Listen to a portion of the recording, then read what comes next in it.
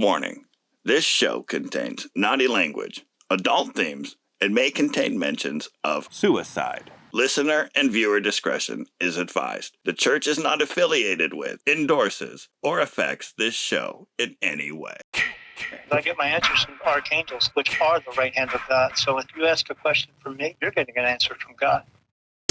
Even psychopaths have emotions if you dig deep enough. But then again, maybe they don't. And that's where I cut her open. His hand hurt. I didn't kill him every day, did I? Oh, I'm not a healthy man. 1 second till midnight. I tried to create living zombies. It was like something they snapped. Well, normal people just don't do this. Your hosts for this evening are Trevor W. Heasley and Liz O'Neill, with special guest Daniel Jackson.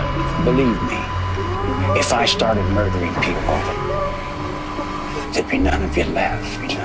Welcome to this edition of 1 Second Till Midnight podcast. It's the show where we talk about spooky things like ghosts, conspiracy theories, cryptids, paranormal activity, cults, true crime, self-help groups, kinks and fetishes, ruins, serial killers, love advice, portals to hell and beyond, and things that may grab your ankle in the dead of night.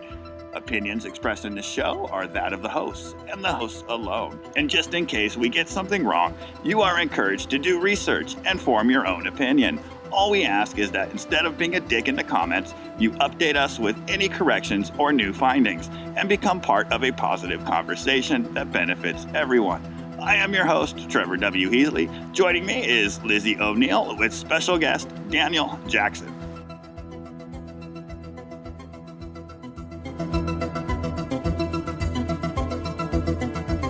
Tonight, we will be talking to Daniel Jackson. This is coming from Daniel's media pack. Daniel has been gifted with the ability to communicate with archangels and spirits. With this information, he guides and assists others to fulfill their spiritual path. His main goal is to teach people about their reason for existence and to help them to become a better version of themselves. It is with this intention that he operates out of a spirit of love and compassion. Daniel has been able to help many people in finding their true path with amazing results. He takes extreme pride in his ability to answer all the unanswered questions. Welcome to the show, Daniel. Hey, thanks for having me. I appreciate you having me on here, Trevor. We did put out the call for ghost stories, and you answered. Yes, I did.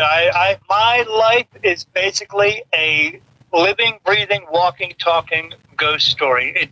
It never turns off. It never goes away. I see spirit pretty much 24/7. The only time I don't see them is when I'm sleeping, but I see more spirit in a day than any TV show will ever see. For me, it's like being in a room with 1,000 people, except no one leaves and more just keep coming in. Who is visiting you the most? Like, who is coming to you except when you're sleeping? Is it family members or is it... I absolutely don't know who all of them are because I see everything. I don't just see people. I see dogs. I see horses, cows, cats, fishes.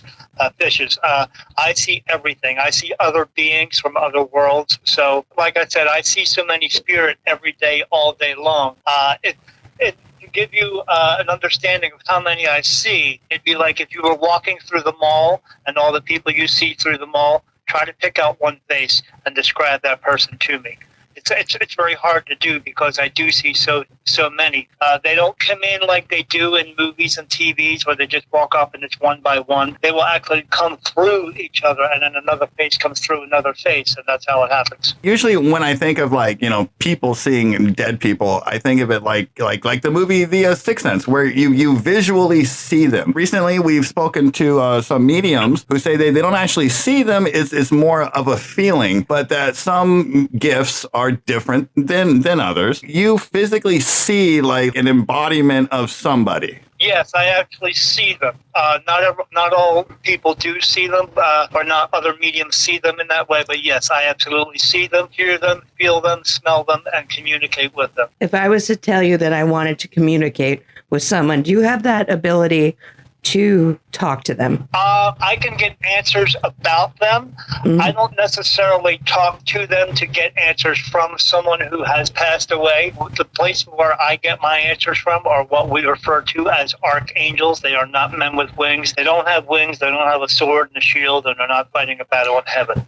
but what they are is connected to every single living person on the face of this earth. And I'm able to speak with them. I get thoughts put into my mind, and I also get touched on my face for yes and no answers. So especially the part of my gift that works very well for me is when I'm doing a reading with someone and they ask me some questions, the first question I ask is this person telling me the truth or not? And I get touched for yes and no answers. And I have walked out of many a reading for people who are asking me untruthful questions because people do like to lie. So I know like some people will try to test me and see if I'm the real deal, but I'm going to test you at the same time and let you know if you're actually telling me the truth or not. Because if you're not, I'll say so. Are you a Catholic? Because archangels are like a very important part of Catholicism. I was raised Catholic, but I am no longer Catholic. I don't consider myself to be Catholic. I consider myself to be spiritual. But archangels are not what the Catholic religion makes them out to be. Not one bit. Because archangels are not... This is just a term that we refer them as to beings.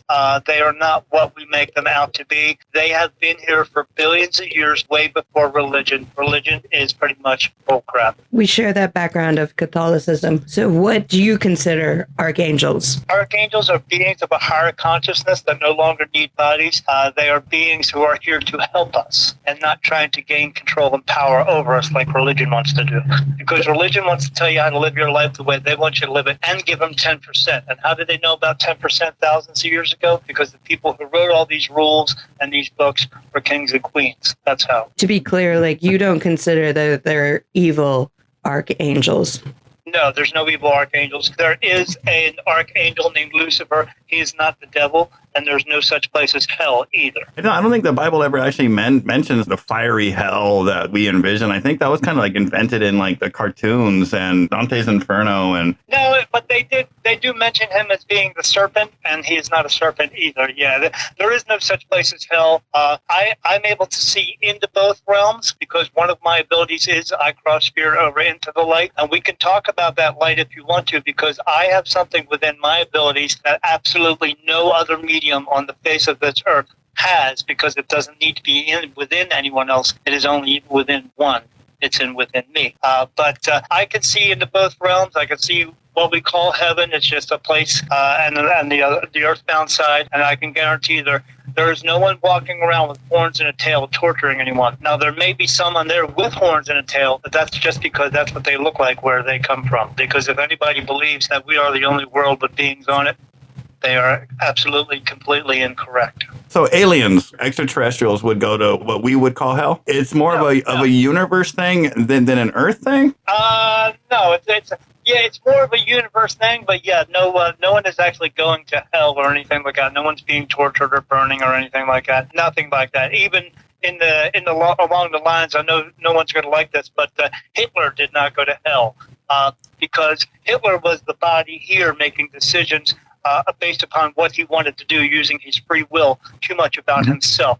But the soul of Hitler left here and went back home to heaven. You say that you've had experiences with the paranormal. Can you... Yeah, not just experiences, but my life is paranormal every single day of my life. It's not just like I have one experience one day or another experience another day. It happens all day long. I get touched, I get poked, I get pinched, I see them. They're just everywhere. Because in the sense of things, when you wake up in the morning and do your daily routine, you do your and you get up and you have your breakfast, your coffee, and you get ready to go to work and you do your job, and maybe you don't do your job because you're just lazy, and you come home and you hang out with your family and eat some supper and watch some TV and go to bed and sleep and do it all over again. Spirit is around you 24/7, everywhere around every single person. You don't need to go to some specific haunted house or some haunted prison or something like that. You could walk into Walmart and spirit are there because they are everywhere, because where they are, there is no space and time. We are the only ones who walk through space and time. So spirit is everywhere. It's just some of them want to be seen, but most of them don't. When did you first notice that you had this special sight to see people who other people don't see? When I was 3, my parents and I and my 2 brothers and sisters, I grew up in a town in New Jersey next to the Delaware River, and there was a battlefield there, and I had a hospital on it. But most of the people who were within that specific area next to this battlefield were all having things going on in their homes. to the point where, like, my brothers and I were sitting downstairs watching TV, and this is back in the 1970s, and my sister's room was 2 flights up, and her record player turned on. Back in that day in the 70s, you had to pick that record up and you put it on the post and you flip the switch and you drop it down. But the thing about it was, it wasn't just playing records. It was switching records. Liz is a millennial. Liz, a record was something made of vinyl back in the day that contained music, that took a needle, that you actually had to lift the needle off of its little resting place and put it on the record. Meaning it isn't like today where you just accidentally push a button or the computer auto plays. Sir, I apologize, but my mom was a jazz singer and we grew up with a record player, so I actually knew what they are. Well, for any millennials listening, it's a bigger deal than your stereo just turning on accidentally because Bluetooth was activated. Something actually had to physically move in order to start the music. Way before dial-up, too. But so what you were saying is that it would just turn on? Yes, it would just turn on and play records, and then sometimes it would take a record off and put another one on. Wait, really? Yeah, I've had other personal instances as well, like when I was younger, I was in my 20s, I was playing in a rock band, and in the 80s, I had the big hair and the zebra stripe spandex to prove it. And I came home from a gig one time, and I laid down in bed, and something laid down next to me. And I kept rolling over and look what it was, and this happened 3 or 4 times. And then that 5th time when I rolled over, whatever was there, picked up the blanket that was on top of me and brought it up to the ceiling and shook it above me, and then it dropped it on top of me. And then from that point on, I slept on the couch for 2 years because I was scared shitless. At what point do you just run screaming, yelling, ghost? I couldn't scream when it was actually going on. I couldn't actually get anything out of my mouth. But at that point, I just, I ran downstairs and was telling my parents about it. And the reason I was telling them is just to see what, if they were experiencing anything else themselves, because they used to see this stuff all the time at our home in New Jersey, but they haven't seen anything at that point. And that's when I realized it was no longer anyone else and it was just me. But these instances happened all the time, where once I was watching TV with a girlfriend and she was at the foot of the bed and I was at the other end, and we were watching a Rocky Horror Picture, and this big white thing about maybe 4 feet long and about 2 feet thick kind of snaked its way out of my closet and came halfway across the room, and then it just disappeared. So I was seeing these things all the time, but I never really put 2 and 2 together. I never really wondered why I was seeing so much, and but that happened later on in life. I mean, I was always seeing things throughout my life, but later on in life is when things really took a turn. Is it like random, or can you kind of tune into certain frequencies or entities? Well, no. For me, like if you look at your wall, what color is your wall inside your closet? Okay, it's white. Okay, for you it's white. For me it's white and blue. So everything in my natural vision now is whatever color something is and blue. And the blue that I'm seeing, I see energy. So if I concentrate and just look into that energy, then I start seeing faces and people and cats and dogs and horses and cows and everything. Like when you go outside at nighttime and you look up at the sky, most people see stars. I don't anymore. That went away about 3.5 years ago. The only thing I see now is a blue-black sky, the moon, and then I just see people and faces and things walking around everywhere. It never turns off. One of the things that we learned about reading about you is that you use your ability to help people. So yes. Can you talk a little bit about how you help people like that? Well, they come to me and they ask me questions. And the way that it works for me is all they have to do is ask me a direct question about anything, and I can get them the answer. The thing about that is, though, people come to me because they want questions answered, and they want answers from God. The thing about that is I get them answers from God, but they don't like it. That's the only problem I have, because I give them the answer, but people with their ego and with their free will decide that they don't like it or it's not good enough for them. And if I ask you a question, do you think that you're able to answer it? Oh, I can answer any question that you want to, as long as it's a direct question. But remember, make sure you're going to tell me the truth, because if you're not, Liz, you and I are going to take an oath to be absolutely 100% honest with this gentleman tonight. Of course. Okay. Yep, and you're actually telling me the truth right now. I'm being touched on top of my face for yes. Because I get one touch for no, it feels like a tear running down my face, but I get touched by different archangels on my face. In the very beginning, it was 2. I'm up to 36 now. I know exactly all their names are, who's touching me at the time of when it's going on. But, and all right, so the question I really want to ask you, sure. which I'm not sure that I don't to answer it. I can answer anything. Just ask. But it is like I want to know if my friend is okay. And I don't mean to put you on the spot, but... Oh, no, I'm just asking a couple of different questions. First, I have to ask if your friend has actually crossed over, because not everybody does. That's a big misconception, because as we know, there are spirits around here. So when you have a lot of spirits around here, that means that a lot of them are earthbound spirits and have not crossed over into what we call heaven. I don't know if she did. Yeah. She did. I got to ask a real quick question, though. The 2 questions I'm asking is, does she have to come back? And the answer to that is no. But I don't know why you're asking me the question if she is okay, because from what I understand, or what they're telling me, is your friend went to heaven, but your friend came back, and your friend actually shows you signs that she's, and you pick up on those signs every once in a while. But the reason why she's showing you those signs is because your friend came back here to be a spirit guide for you, meaning the special part about that is when we leave here, we go to heaven, if we choose to go to heaven, because a lot of us don't.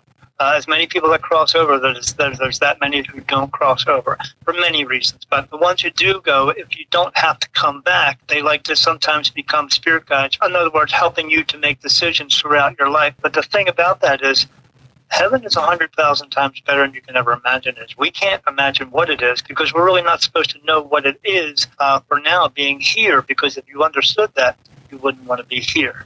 And you may end up trying to do something about that, which you're not supposed to be doing. But the thing about that is your friend, instead of going to heaven and staying there because she's allowed to, she chose to come back here and be with you. Because the relationship that the 2 of you had was so close. She doesn't want to leave yet, so she wants to be here with you. So, is there a way to tell her to? She's actually bringing you signs, and you're picking up on it. Sometimes you actually feel as though she's around you. I'm here to tell you, she is. You need to listen to her. She's trying to help you make decisions in your life. But is there a way to? If you know this, I would love to tell her she should go to heaven. She's been there already. She decided to come back here and be with you. So in other words, it's not that she hasn't crossed over. She has crossed over. But she's here to be a spirit guide for you. In other words, she's here to help you get through your life in a way that you will finish up doing what you need to do here so you can go home and stay home. She's here to help you. It's not that she's doing anything wrong or anything like that. She just wants to be here to be with you, to help you, so you can come home and stay home too. Because that's the goal. Is she saying anything about regretting why she passed? No, because they don't regret. No, that's another huge misconception. People pass away because there's one reason. When it's your time to go, it just is. Now, there are, I know you're going to understand this, but there are reasons for the being of taking your life. See, people don't understand that. What suicide is not what you think it is. Suicide is brought to us by people who want to have control and power over us, but that's not what suicide is.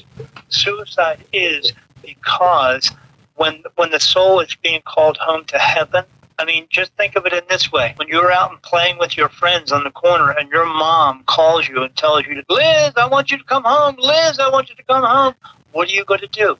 You're going to pick up and go home. When that soul is called to go home to heaven, it will go. And sometimes it's in a functioning body. So it will make the body do something in order for that body to pass away so the soul can go home. Because there are 2 rules in this world you have to understand. As long as you comprehend these rules and you follow these rules, you'll appreciate your life and everyone else's life around you. And rule number 1 is people die every day. And rule number 2 is you can't change rule number 1. When it's your time to go, it just is. then we have to let it be at that. But those souls are being called home to heaven. It is time for them to go home. No matter what kind of relationship you are having with them at that time, it is time for them to go home. So she went home. She understands this, but now you need to understand it. I just want to point out for anybody who is listening, mine and Liz's, the hair on our arms are standing up right now because one thing we haven't told you is that her death was suicide, and you just put it right out there without any kind of prompting or anything. Because I'm telling the truth, and because I am real. I'm sorry. I need Trevor to ask you the next few questions because I can't believe that you knew that. You know how I know this, Liz? How do you know it? Because I can't make this shit up. That's how I know it. But so has Gretchen been talking to you while we did this interview? No, I'm speaking again. I'm speaking with the archangels. They are telling me everything, and they told me that your friend had taken her life. I just don't want to. I didn't want to say it in that way. I wanted to give you the answer first because you needed to hear the answer first. I'm really glad that they told you that. It's been something that's been on my mind for... Don't let it bother you. She is perfectly fine where she is at. She understands where she at, and now she understands that you needed some help as well. And I think the reason why she wanted to come back to be a spirit guide for you is to relieve your mind of the pain and sorrow and the grief that you've been going through. You don't need to go through. She's in a great place. You know what kind of great place she's at? She doesn't pay bills or have to drive cars anymore. She is living in an uninterrupted life. She wants you to do the same and wants you to let go of all that pain, anger, sorrow, grief, and guilt that you have going on for the loss of her. She is perfectly fine. She wants you to be perfectly fine, too. There were a few key words in there that you mentioned that were very pertinent as well. Oh, good. Sometimes they just tell me things. So I just lay it out on the line as it is, as they tell me, and that's what I go with. Everything that I talk about or I'm telling you about has nothing to do with me. It all just comes from them. We agreed to take an oath, to be honest. I'll be honest. I've always been skeptical. I am a non-believer in the paranormal. I don't believe in ghosts. That's kind of why I do this show, is to find any kind of proof or, give me something that makes me question. I mean, how accurate you were just now and the reaction that Liz gave and knowing what I know about the situation, this is why I do the show, to have these moments like we're having now. And when I say I'm not a believer, I'm kind of like Mulder on the X-Files. I desperately want to believe. I've just seen so far zero proof. Well, I can give you a correlation as to what aliens and what we refer to as archangels are. So I see archangels.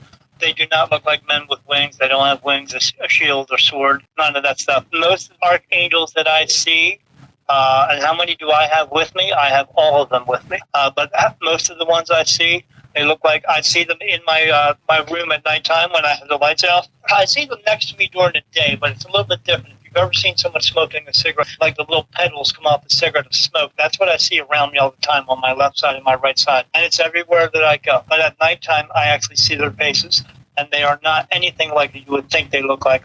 Most of the ones I see look like 7-foot praying mantises standing in my room. And that's where the correlation is, because you're going to go, oh, I've heard about those things like aliens looking like that.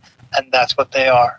They're just beings of a higher consciousness that no longer need a body. That's all. You first started seeing these things at 3. No, I started seeing regular spirit ghosts and stuff like that when I was 3. It was right before I was turning 50. Spirit themselves, my spiritual guides, brought me other images and other things to see what I was going to do with this ability. Was I going to move forward with it and try to learn more about it, or was I just going to push away from it and be scared of it?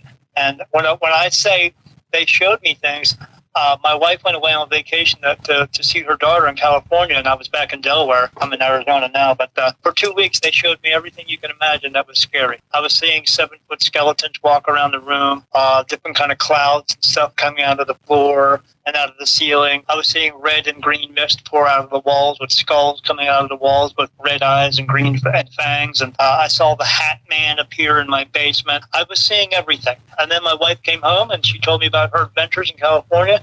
And then I told her about mine.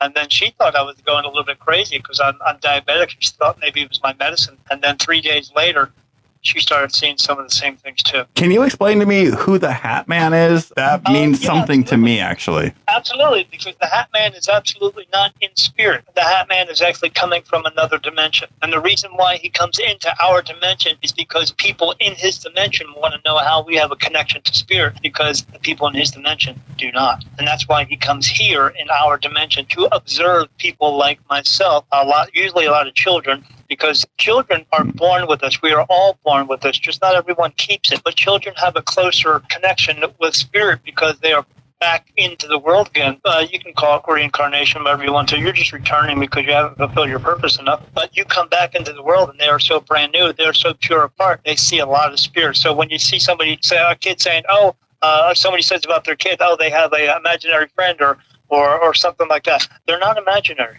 They're actually seeing it. But it's because they are pure apart. But what happens is it gets washed away from them. The world basically throws a bucket of bleach over top of them and teaches them every pain, anger, sorrow, grief, guilt, and all the bad stuff in this world, and then it goes away. But for me, it just happened to stay with me, and there's only about 10% of the population that actually stays with. But yeah, this Hat Man, he just comes from another dimension. He's here to observe us. He's being paid to observe us. How do I know that? Because he talks to me, and every time I see him now, he's got this long coat on and a fedora hat, and he tips it to me and he talks to me and tells me he's being paid to come here and watch me to find out how the trick is of what I do. But the thing is there is no trick. What it is actually just comes through with my soul. You can't teach this to someone. You can't go to school and go to college and take a class and become a medium. You either have it or you don't. And the people who said they go and take the class and become this are liars, because they're just not. Growing up, I used to sleep in my own room, and so sometimes I'd sleep over at friend's house, and sometimes I would sleep, like elsewhere. But usually what would happen is about maybe once every couple of weeks, once every month, I would wake up in an absolute panic, and I would scan the room, and from a corner, I would see a guy in a black fedora and trench coat peeking at me. And we would have a staring contest for about 2 hours until I fell asleep. And I was so panicked that I couldn't even move. Growing up, a few years later, when I was about 40, I learned about sleep paralysis and the scientific explanation. But that really was the only time in my life. And it's happened a few times in my adult life. And even knowing what it is, while it's happening, I honestly believe there was something supernatural. But when I wake up, I explain it away as, well, that was sleep paralysis. It was a brain misfire. Yeah, no, it was not. You actually saw him, that you were actually seeing a real person. He's a real person from another dimension, but was here visiting to check you out. When you said he was here to observe, he would get closer every now and then, but he would never get close enough where I could actually see him. But when it would happen, there was definitely a feeling of being watched. There was also a feeling of I was in danger. Right. Well, they want you to be in fear of them, so you're not trying to figure out what they are. But there's an absolute reason why he was coming to visit you, but in your mind, you have pushed this away, but there's an actual truth of why he was actually coming to see you. I haven't thought about it really, since the last time it happened, and that was a few years ago. You know why he was coming to see you, Trevor? That was my next question, is why was he there? Because you're like me, but you don't want to believe in it. I really do want to believe in it. I would love to go to the Cecil Hotel or the Roosevelt and see one of these ghosts that everybody else sees. I would love to go to the Marilyn Monroe mirror and see Marilyn Monroe in it. You're not necessarily going to see them. You may see others. And the reason why I say you're not necessarily going to see them, because not all spirits want to be seen. Some do want to be seen. Some of them do want to be heard, but not all of them do want to be seen. But there's no guarantee you're actually going to go to one of these so-called haunted places and see something. And I say so-called because some of them are actually really haunted, but some of them aren't. But because the outside of the building makes it look like it's a really haunted place, then you're going to have a haunted attraction, and there's just a bunch of people trying to sell you a ticket. If this man was visiting him in his sleep, what are the archangels telling you? Because, the reason they were visiting him at all is because he has an ability like mine. He just hasn't done anything with it. What? That's why they're visiting. There's no other reason for him to visit you, because he is coming to observe people who have this ability.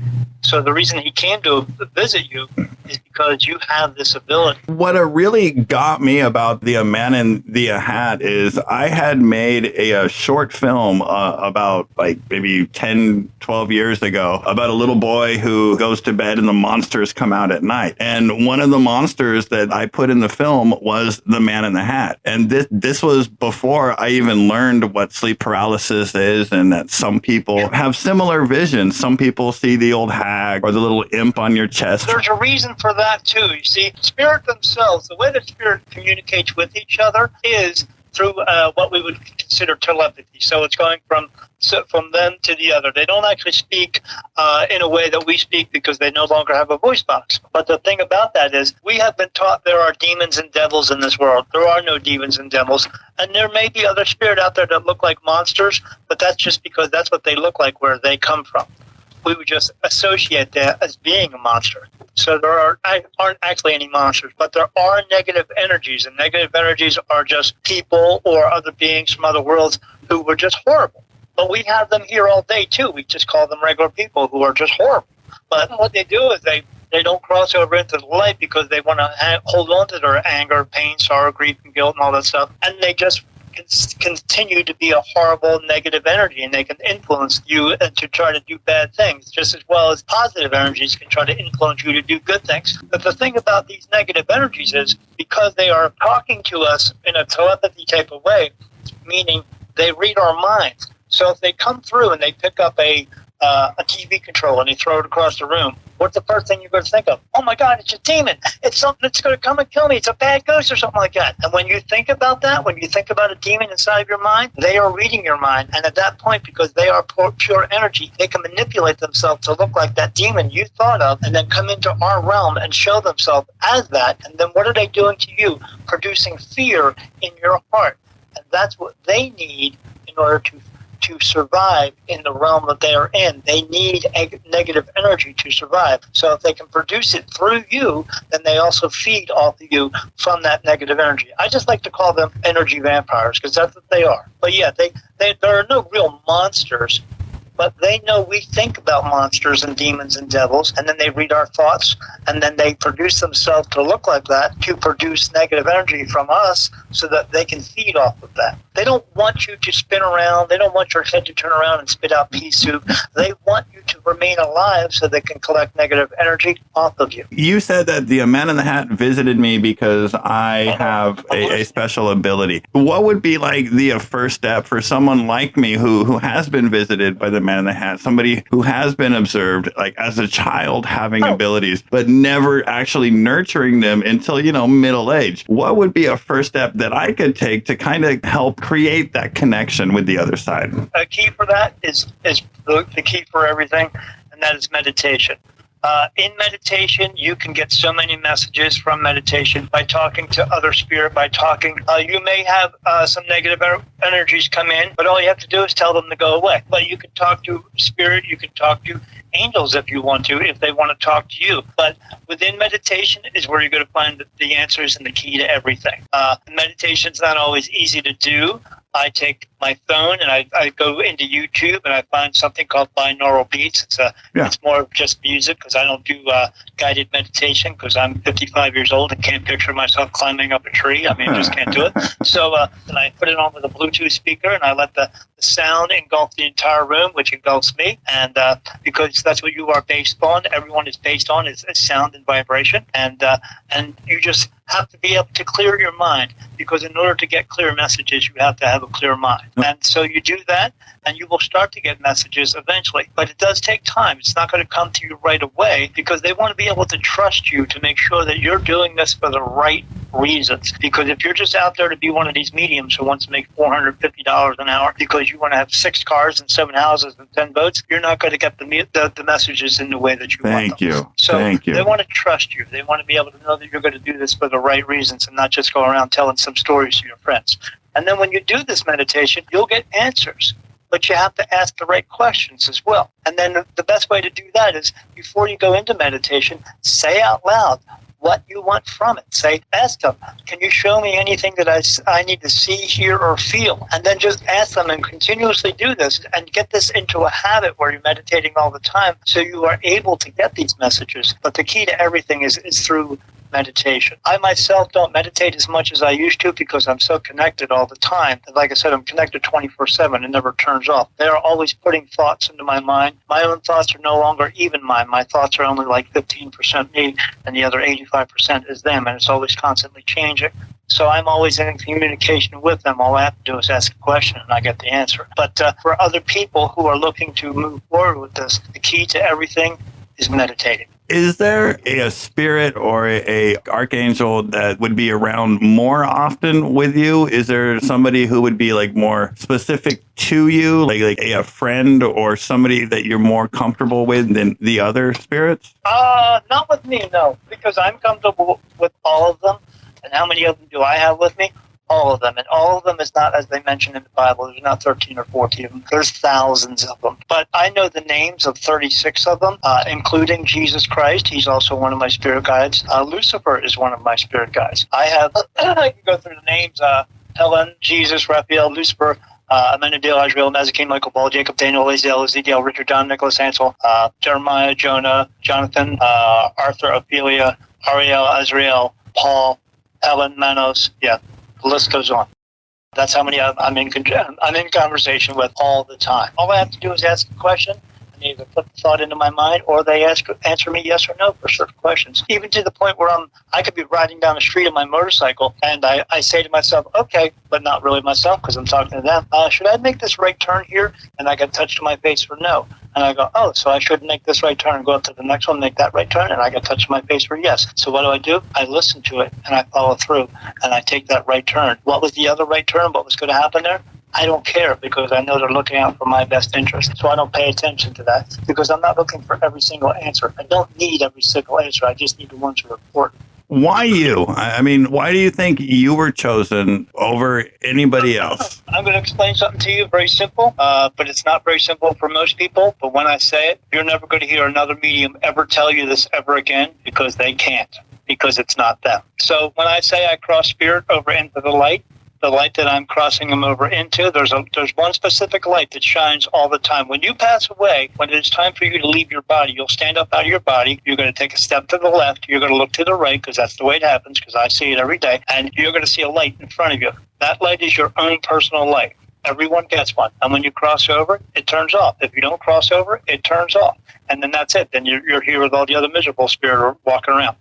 But there's also one other light that shines all the time within this physical world, and it is within a soul that is within a physical body in this world. And it is here for many reasons, but the main reasons is because it is here to shine all the time so that all spirit within a living body and outside of a body can see it as a beacon to show them where to go. It is also heard because the voice that is speaking with this soul, it is also heard so all spirit can hear that voice as well. Again, to be a beacon to shine, to show all spirit where to go into heaven. And that light that shines in heaven is me. My soul has been here many, many times. Whereas Trevor, your soul has been here, let me ask them real quickly, 28 times. Liz, you've been here 23 times. Not too bad. That's pretty good. The average is between 26 and 29 times. But my soul has been here 23,999 times. My soul does not leave and go home. My soul leaves each body as that body expires and goes into the next body. As a matter of fact, the body it was in before mine, it was actually in my grandfather. My grandfather was bugging my mom and dad, apparently, wanting to know when I was going to be born. I have two other brothers and a sister, and he wanted to know about them, but he really wanted to know about me because he knew he was this as well. And then my dad called him up and said, hey, he's being born, you got to come to the hospital. And then my grandfather got ready to come to the hospital and had a heart attack and died. And then his soul left his body and came into me. And now here I am. Because that's where the soul comes in. Your soul is not sitting in your baby body and sitting in the womb. The soul does not come into the body until the body is actually born. And that's why, I know people don't want to talk about this, but that's why we have what we would call stillborn babies. They are born without a soul. They are not alive because they don't have a soul. The soul knows and sees the body is not going to be able to make it. So the soul leaves, and then the baby just comes out. And that's just I know it's hard for people to understand, but it's just the way it is. Because in the big scheme of things, it's like a radio and a battery. If you take the battery out of the radio doesn't turn on. If you put the battery in, it turns on. Without that power source, it's not going to be living. A lot of people think like you can sell your soul or you have a soul. I like to think you are your soul. Your body is a car. You are the driver. Yes, you are a soul. You don't have a soul. You are a soul. I am talking to your soul right now. That's who I'm talking to. When I talk to Liz, I'm talking to the soul of Liz. But all right, but Daniel, the soul that's inside of you now does not look like you. It looks like you the last time you were here. So that's why I tell people don't mess with Ancestry.com or 23andMe, because the person you were looking up from 100 years ago that looked like you was you. It was just you the last time you were here. But Daniel, will it give me any solace? I know that we talked about my friend, and I have no idea how you knew that she committed a suicide. Do you know? Because I talked to archangels. That's how I knew. But like, do you know how many times her soul has come back? 28. Wow. She was on number 28 when she left. She's older than me now. Yeah, well, yeah, in a sense, but you know that term they like to use all the time. I'm an old soul. Everyone is an old soul because everyone has been here so many times. You have been here so many times, Trevor. You were here when there were no TVs or no cars or no gasoline. You lived in the 1300s, 1400s, 1500s. And the thing about that is each time that you pass away, if you had to come back again, the reason you're coming back is not for punishment. It's because we are here to learn lessons and fulfill a purpose. And we fulfill our purpose throughout our lives, but we don't do it enough. They want us to do enough because we're because we're learning a lot. We're learning the human experience here. And our purpose is very simple. Our purpose is not some grandiose story that somebody wants to come up with because they want to look more important than someone else, because no one is more important than anyone else. We're all created equal. But can I ask you a question? Are the archangels saying anything about my grandfather? I have to ask you. Richard K. You got to give him a minute. Okay.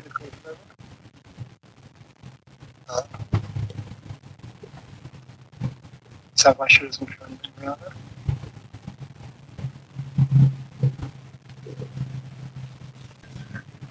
Your grandfather did not cross over. What? He did not cross over for a simple fact. Your grandfather left thinking he still had some unfinished business, and that's why he did not leave. But he always said that he just wanted to be with my grandmother. Yeah, but there's well, wait a minute. Let me ask that question real quick. Your grandfather is with your grandmother because your grandmother did not cross over either. Wait, what? They're both still here. What are they doing? Good question. I wouldn't want to be here myself. I mean, it's not a bad place to be, but the thing about it is when you wake up out of your body. So, Liz, when you wake up out of your body this time, you're going to know you've been here 23 times.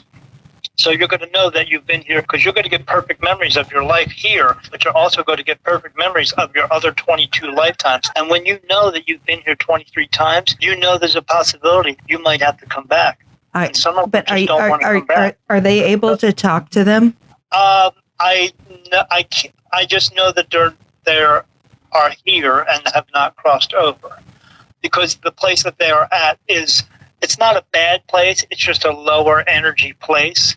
But again, the reason one of the reasons they stayed here, your grandfather stayed here, because he thought he had some unfinished business. There is no unfinished business to take care of. Once you're done here, that's it. You just have to cross over. The only thing that I can suggest that I would like you to do, Liz, I want you to call out to your grandmother and grandfather and tell them it's time to go home. Tell them to look for the light.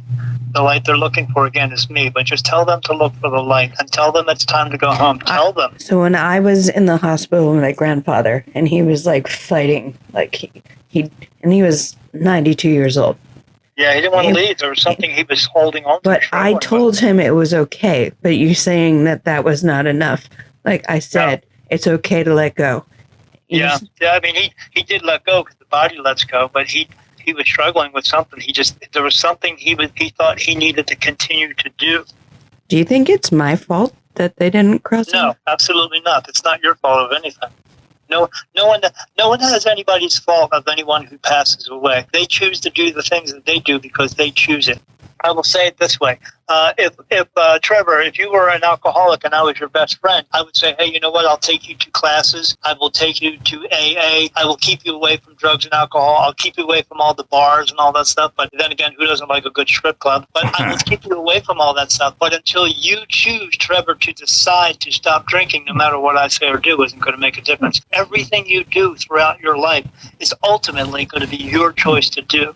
My choice 100%. Right, so it's absolutely their choice 100% to either cross over into the light or not. So I want you to understand that, Liz, that not everybody does. You know, there are 9 billion people on the face of this earth, and you have something in common with every single one of them. Every one of them went to heaven, and so did you, and they all had to come back. But a lot of them don't cross over because they know there's a possibility that if they cross over, they may have to come back again. So maybe they don't want to, and they just decide to stay here. It's not a bad place. There's just really nothing to do. They do interact with each other, and I see it all the time because I cross them over into the light. But they just, there's no structure there, but there are gazillions of them. They're just walking around interacting with each other. But I do tell you what they do there is I see them making out all the time, kissing and loving on each other because love is a constant thing. Because where they are, especially there and in heaven, especially in heaven, there's no judgment. You're allowed to love anybody you want to. The only people who judge anyone are people, because God doesn't judge us. We judge ourselves 1,000 times a day. Why does he need to do it once more? Because he just doesn't. But yes, they made a decision to stay here, and that's their own decision. It's nothing that had to do anything with you, because it was ultimately their decision to either walk in or not. But in order to walk in, you have to want to walk in. And the reason why you're going to walk in is because you're choosing to let go of all your pain, anger, sorrow, grief, guilt, anguish, and all that other mess that we learned here. But not everybody wants to let go of that. We know that for a fact as people here living don't want to let go of it either. Daniel, I hear a lot about the archangels watching us, guiding us. Not necessarily. That's another big misconception. We do have spirit guides who help us. And spirit guides are people who have fulfilled their purpose, who crossed over, fulfilled their purpose, and do want to come back and help us. But most people on walking around have spirit guides. You don't have archangels with you. The only reason you have an archangel with you is because you're performing a specific task that God wants you to do. Something in the long lines of what I do. How do we learn to hear them or listen enough so that we can become who we're supposed to be? Well, we get messages all the time. People get regular messages all the time. When you wake up with an idea to something, you think you actually came up with that idea? Sometimes I'd like to think I did. You like to think so. Sometimes I'll like have a dream and then I'll wake up going, "Oh my God, that was brilliant!" Right. You know, what do you think that was? That was a message coming to you from spirit. We get them in dreams sometimes. Sometimes we're actually told them, but you also get feelings as well that you think is a feeling, but it's not, because we get those gut feelings. Like if you're driving a car down the road and you see a car in front of you, you say, I'm going to pass that car, but then you get that gut feeling inside you that says, don't pass the car. That's a message from spirit. You know what it means? Don't pass the freaking car. But here's how you can tell when people don't listen to that, because you're in the hospital with them later on and they tell you these 3 famous words that I know, and then you're going to know them too. And they say to you, hey, Trevor, you know what? I saw that car in front of me, but I just knew. And when they say, I just knew, that means they got a message from spirit that told them to do something, and they talk themselves out of it. You always hear like before you really screw up, well, I had a strong feeling I probably shouldn't be doing this, but I did it anyway. And that's how the accident happened. And that's it. And that strong feeling is spirit trying to tell them, to help them, because spirit brings messages to us all the time, but people don't listen and people don't follow through. I have a little story I can tell you with this. So my wife and I, we were out thrifting one day, and she bought a bicycle, and I said to her, you know what, I think I'll buy a bicycle too, but I want a blue one. So we went home, and I was researching it. I saw on Walmart what bike I wanted to get. And I said, I only want to spend $50 and get a $50 bike. So I researched it, but I saw this one cool bike there, and it was like $250, but because it looked like a motorcycle, and I was like, oh, this is good, but I can't afford that, so I'll just get the $50 bike. So we went to Walmart with $200 in our pocket. We walked in, got some groceries, went in the back, looked for the blue bike. They didn't have a blue bike, so we went to the next Walmart. My wife was going to look it up. She looked it up on her phone. She said, you know what? They have a blue bike in there. Let's go there. I said, all right, well, we got to visit my mom first. So we did that. Then we went to Walmart. We walked in, and she looked up. She said, yeah, it's right here. It should be right back here. We went back there. There was no blue bike. There was a tag for the blue bike on a red bike. So I said to my wife, you know what? I'm tired. I want to go home. And she said, you know how you're always telling people to listen and follow through and pay attention to feelings? I said, yeah. She said, I'm getting a feeling we need to go to the next Walmart. I said, okay, well, if you're getting a feeling, we'll just go. So we go to the Walmart. We walk in. We're walking down the aisleway. And what's sitting in the middle of the aisle, not even close to the bikes, is that cool blue bike that looked like a motorcycle. So I ran down there, but not really because I'm old as shit and I can't run. So I hobbled down there. And I jump on the bike and I ride the bike around. And she says, do you want the bike? I said, yes, I do. Can we get it? She said, yeah, we'll just put it on the credit card. So we roll the bike up to the cash register. The girl says, you got to get a helmet with this? I said, yeah, I guess so. I walk over to the helmets. My wife said, what kind of helmet do you want? I said, it would be cool if they had one with little spikes on it. It looked like I had a mohawk. And she said, you mean like this? And she held one up. And I said, yeah, do they have a black one or a blue one? She said, yeah, look, they have a black one. So we brought that up to the counter. And then we're sitting there and the girl says, okay, let me take the price gun. We'll check this out. And she hits it with the price gun and she goes, ding. And she looks at me and she says, that'll be $49, sir. And I said, excuse me? She said, it'll be $49. I was looking at my wife. I was like, what the heck? And she said to me, do you want the bike or not? I couldn't get the money out of my pocket fast enough. And we were running through that store after we got that receipt, like for the two people in the IKEA commercial. You know, start the car. Let's get out of here. We get into our car. We get the bike into the car. We get down the road. We get to our house. I get out. I take a picture of the bike. I go online. I take the receipt. I look it up on the store. And what did I find? That the bike actually cost $250. But because we listened to the messages that we got and we followed through, I got that bike for $49. I really want an archangel that like helps me shoplift. Yeah, but it was someone else's mistake. But I got it for $49. But yeah, well, when you get these messages, you need to listen to them and follow through with them because they're trying to help you. They're trying to help us and be in our best interest. We get messages all the time. Most people don't pay attention to them. They just disregard it as something else. Daniel. Yeah. You wrote a book. I did write a book. I wrote a book back in September. It took me a couple of months. And the reason I wrote the book, again, you're going to love this, is because I was in meditation and I got a message. I get them sometimes in like a movie form or sometimes in a cartoon. And this one came through as a cartoon. And it was an older man who looked similarly like me. And he was writing on these scrolls. And I was talking to them and I was saying, looks like he's writing something down. And then they showed me something, which was a piece of paper that had my handwriting on it. And I said, what, you guys want me to write a book or something? And then I got touched for a yes answer. And I said, what am I going to write about? And I heard in my mind, you. And I was like, oh, okay. But that was about 4 years ago. But I just didn't get the time to write the book because life was getting in the way. My mom was very ill. Her mom was very ill. And they had both passed away. And so I just knew at this moment it was time to write the book. But the time that I spent between that 4 years ago until now, most of that actually ended up in the book because a lot of it had to do with my story. And the story is of me, and the book is called Daniel Jackson, The New Beginning, My Awakening as a Spirit Medium. The story of the book is all about me going through everything from the time when I was 3 years old all the way up until now, chronologically telling the story of how I've seen spirit my entire life and what I did to further that. Because when I had that moment, when they were showing me all the scary stuff, they were trying to figure out what I was going to do with it. I decided to move forward with it. So that is all in the book. And the moral part of that part of the book is that if you're going through these types of things that I had going on with me, if you're experiencing these things, if you're seeing spirit, if you're having all these kinds of spiritual events happen, go out and find your people because you're not alone in this world. But that's for every situation in our lives. No one is alone in this world. We could all go out and find our people, find our tribe to be with, people who do accept you for who you are and what you are, and not always judging you for the rest of your life. So that's what I did. I went out and found my people, and they helped me to develop my abilities. I don't like to call it a gift because it's not a gift. You're born with it. So they helped me develop my abilities to become what I am now, because the people that I used to go to for all the answers, they now come to me for answers because they know where I get my answers from.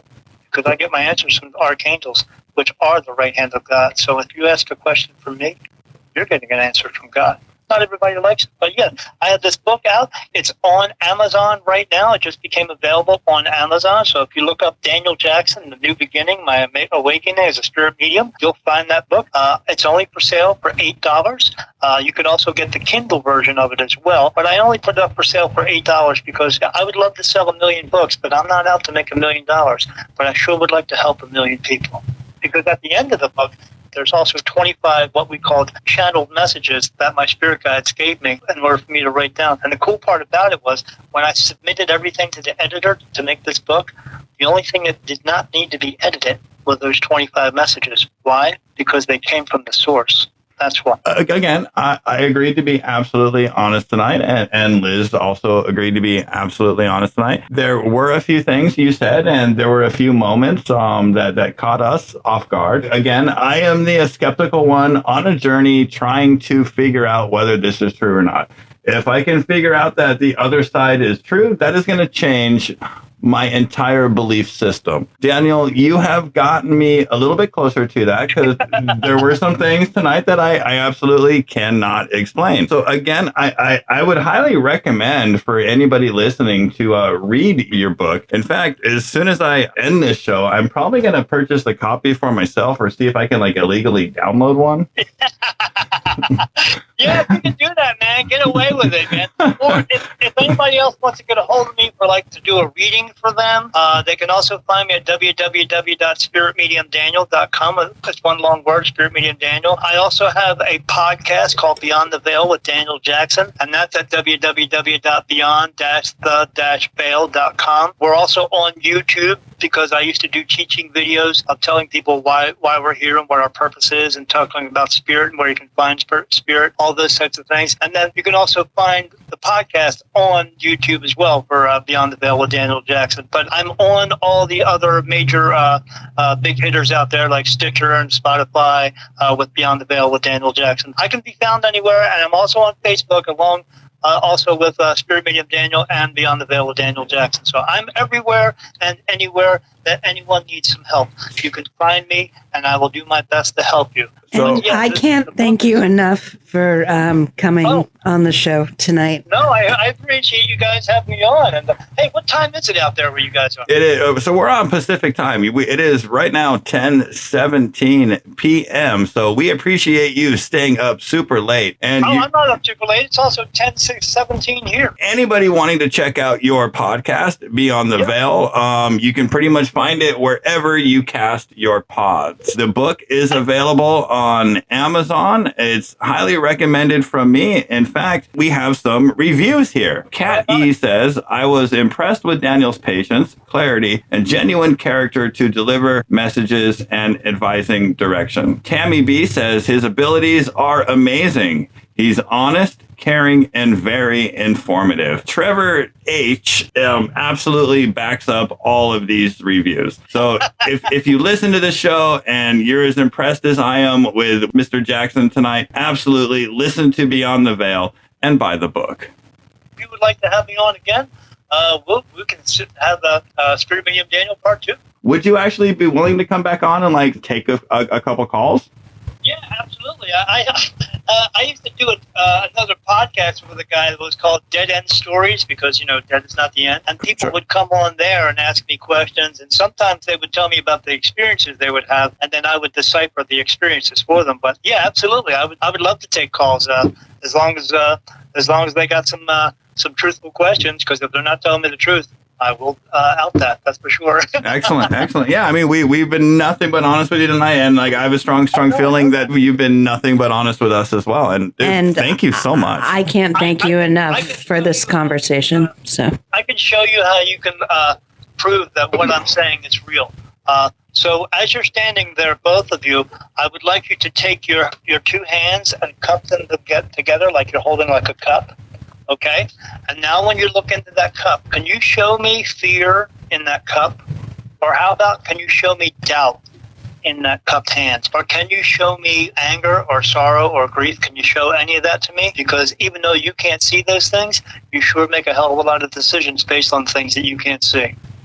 Was this a profound moment? That means they're trying to tell you that even though you can't see spirit all the time, or you can't see God, but we have faith in him.